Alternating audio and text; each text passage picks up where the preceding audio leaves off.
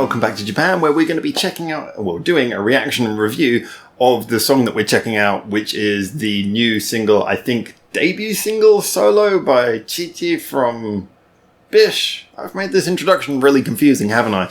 Anyway, one thing that you do know if you've been on this channel before is just due to the way that things work on YouTube now and the way things are working for our channel, we had to change the format since we reopened things, which is basically means that I'm going to give you the review now. If you want to see the reaction, I've just done that. Open it up in a separate player, which you can do by clicking the link in the description below. That'll open up a separate player. So pause this video, go watch the reaction if you need to, and then come back to see the review. If you're okay though, I'm going to skip straight ahead to the review now. Are you ready?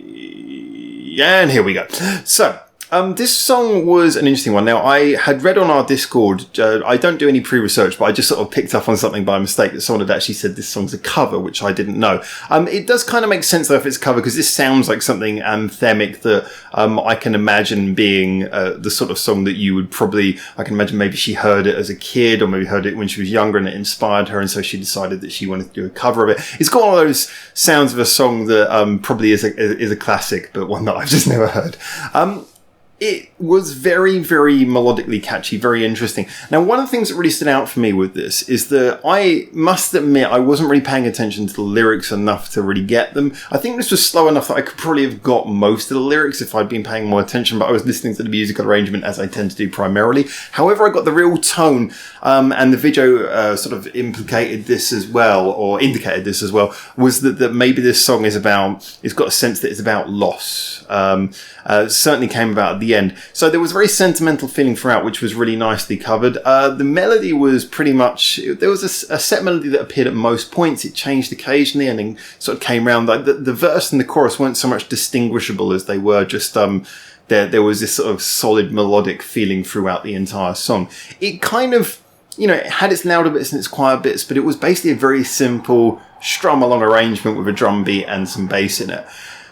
What works is the fact that, like I said, the melody was really, really strong and really, really engaging. Now, the song was, what, 7.5 minutes, I think that video was? The first sort of 5.5 minutes was, if you like, the core of the song. And that was the bit, I must admit, I was enjoying it. It was something where you could sort of find it very wistful. It wasn't overly engaging. I think there was probably a lot more to the lyrics. It would probably be a lot more engaging. Maybe there's a bit of narrative to the lyrics that I missed. I'm really looking forward to seeing what you guys tell me in the comments to this one, because as always, what I don't pre-research, we get to discuss afterwards, which is what's really interesting in the comments for this video and for any video. So there might have been a narrative element to it, which would be where most of the engagement came from. But to me, this felt like something where you could either just sort of almost daydream to it, or it could play in the background. It's just so incredibly easy to listen to. Such a nice melody, such a nice core to the song that it's not challenging. It's very soft. It just sort of sets a soundscape. It sets a certain mood and then doesn't do a huge amount to play with that. What happens then was the last 2 minutes. Now, the last 2 minutes, because it got to that sort of 5.5 minute line, whatever it is, mark. That's why I got confused, but instead mime.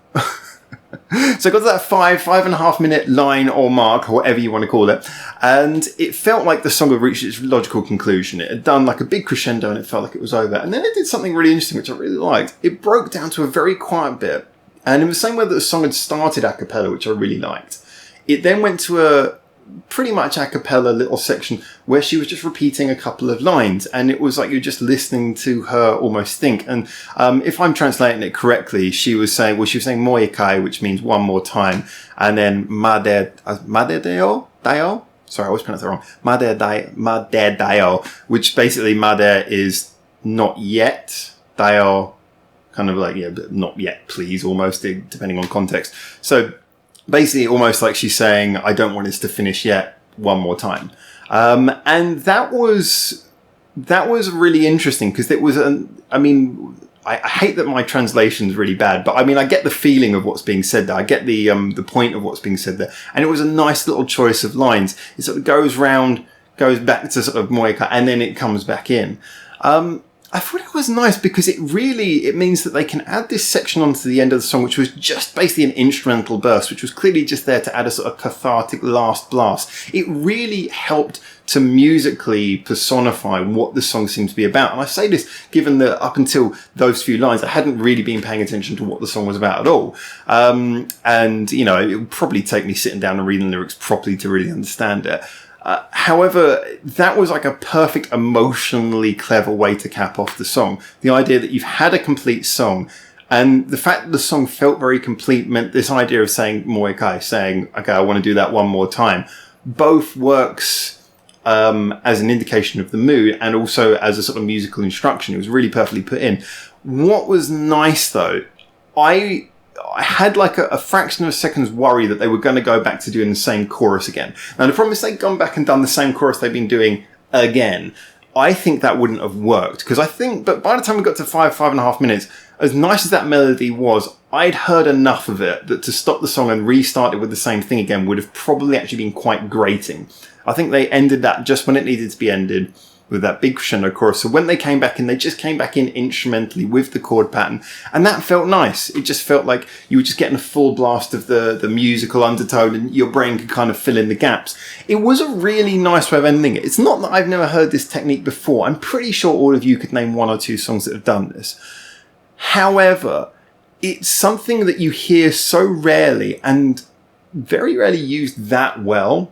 It just worked beautifully. And I did like the fact the video director did a really lovely job on the end of it. Most of the video actually was nice because it just had a real sense of, you could get the feeling from just the way they were behaving. And credit to them, actually. I'm assuming the other woman was an actor, actress, actor, whatever the word you're supposed to use is. And with with CHICCHI, she really, I'm not saying that she's going for an Oscar or anything, but she really wonderfully carried the emotion of it. She looked really in part of it. She acted the whole thing well. You could kind of get a nice believable relationship out of the way the two of them were acting on screen. So that carried it really well as well. And then they sort of nicely played out that end bit, and then having them sitting back to back. It was nice. I think that ending bit, which could have just been, most other writers, probably myself included, would have just not put that in, wouldn't have thought to do that. And the song would have ended as kind of just a nice, catchy, meandering, sort of whimsical, what's the word I'm thinking of? Like nostalgic sounding song, but instead they gave it some real emotional punch at the end, which was nicely carried by what the director did. So I think that actually adding those extra 2 minutes on the end really made the song. And it was a song that before, like I say, had just been sort of nice, and then that gave it real punch. So I thought that was great. I really liked that. I'm really looking forward to hearing more of her music, especially, I don't know, I'm assuming she doesn't write her own music, given the fact that this song, I believe her debut solo single, don't kill me if that's not true. I believe this is her debut solo single. Given that fact that she went for a cover, that would mean that I'm assuming she's not a singer-songwriter, or that would be a very strange choice. However, even if she has other people writing for her, I'm really interested to see what songs she chooses to do next, whether she writes them or not, or whether she picks them. But this was really nice. And also I got a nice feel for her voice because, like I say, her voice had never stood out hugely to me in BiSH. It was never one of those ones where it was immediately recognisable to me. However, hearing it on its own, she's got a really good sort of sweet touch to her voice. It's very, a lot of feeling. I mean, this is a song that, delivered by a singer in a slightly more lazy or boring fashion, could have come off really bad, but she managed to deliver this with a lot of feeling, and it really came across that there was a sense of nostalgia in her delivery. So anyway, that's my opinion. Really looking forward to seeing what you guys think, whether you know the song or not, whether you like it or not, whether you're a BiSH fan or not. Tell me what you think in the comments. Really looking forward to seeing that and having a bit of chance to chat with you guys there. I'm going to try and catch up with some of the comments. I've got a lot of comments to go through, so I'm going to try and catch up with some of them this week and get back to some of you, because there's been some really interesting stuff on the channel I haven't had a chance to reply to yet. Also, on top of that, remember there's links in the description as well as to the reaction that hopefully you watched. There's also links in the description to our Reddit and Discord, which are great places for chatting about music with the rest of the community, as well as recommending songs. And there's links to the Facebook, the Twitter, and of course, the much beloved Patreon. Many thanks to our Patreon supporters, as always. Love you guys. You keep everything running.